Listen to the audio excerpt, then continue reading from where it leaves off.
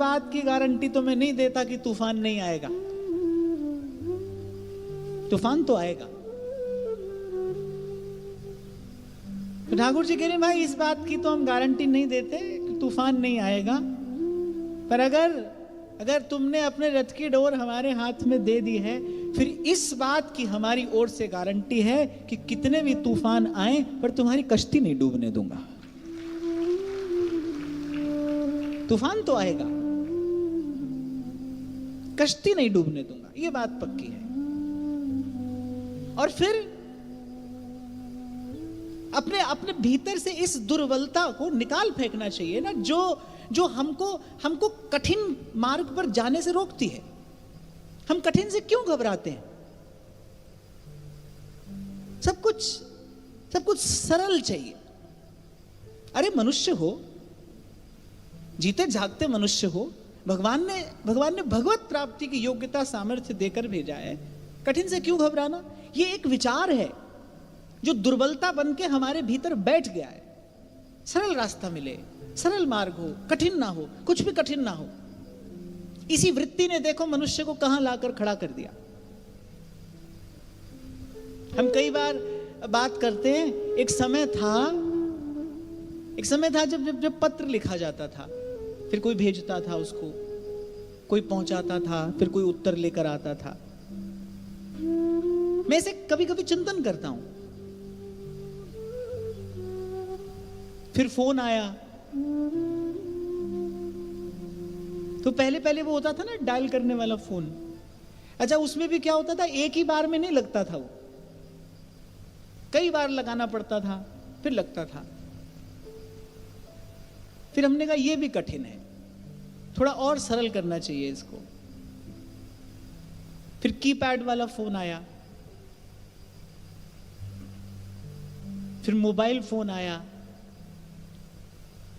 फिर उसमें भी फिर टच स्क्रीन हो गया। बस छूना ही पड़े, परिश्रम करना ही ना पड़े, इतना सरल हो जाए सब कुछ, बस छूना ही पड़े।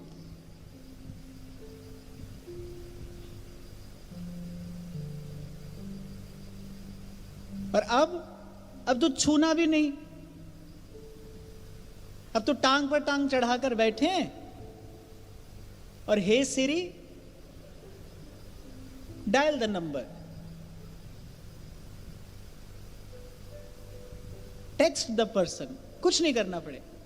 पर ध्यान रखना, इससे सुविधा तो बढ़ी, लेकिन इससे मनुष्य की क्षमता समाप्त हो गई। आपके जीवन में सुविधा तो बढ़ी है, पर ध्यान रखना इस बढ़ी हुई सुविधा ने आपके जीवन की क्षमताएं समाप्त कर दी। मनुष्य की जो सामर्थ्य है वो विकसित होने की बजाय शिथिल हो गई और होती चली गई।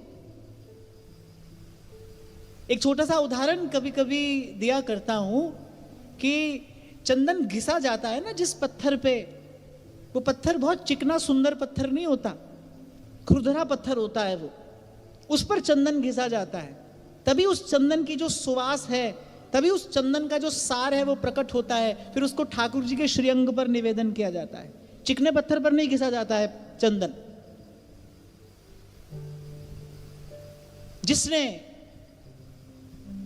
जिसने भी श्रेष्ठ उपलब्धि की है उसने इसी कठिन मार्ग से जाकर की है। असंशय महाबाहो मनो दुर्निग्रहम चलम।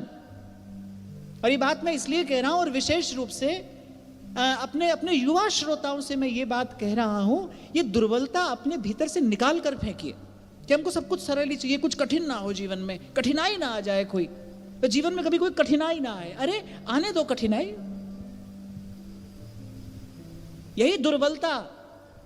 यही दुर्बलता निकाल फेंकने के लिए, जड़ से निकाल फेंकने के लिए ही तो श्री कृष्ण का भगवत गीता रूपी करुणावतार हुआ है। अर्जुन के मन में दुर्बलता आ गई। अरे भगवान ने कहा क्षत्रिय है, समर्थ है, तू शक्ति संपन्न है,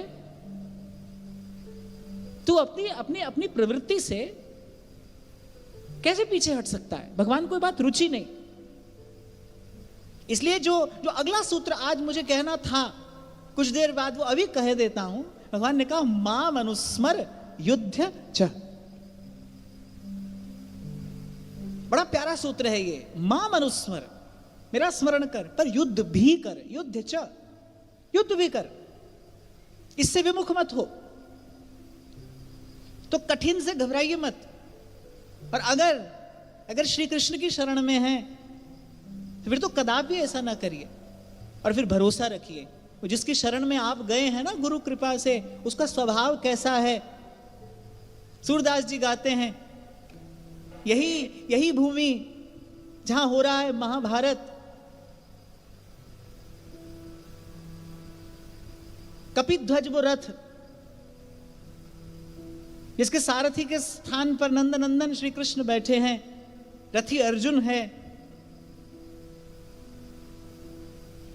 और जिसके रथ के सारथी श्री कृष्ण हैं, उसके लिए सूरदास जी क्या कह रहे हैं, छातालो छाह किए शोभित हरि छाती, छातालो छाह किए शोभित हरि छाती, लागन नहीं देत कहूँ समर आँच ताती, लागन नहीं देत कहूँ समर आँच ताती।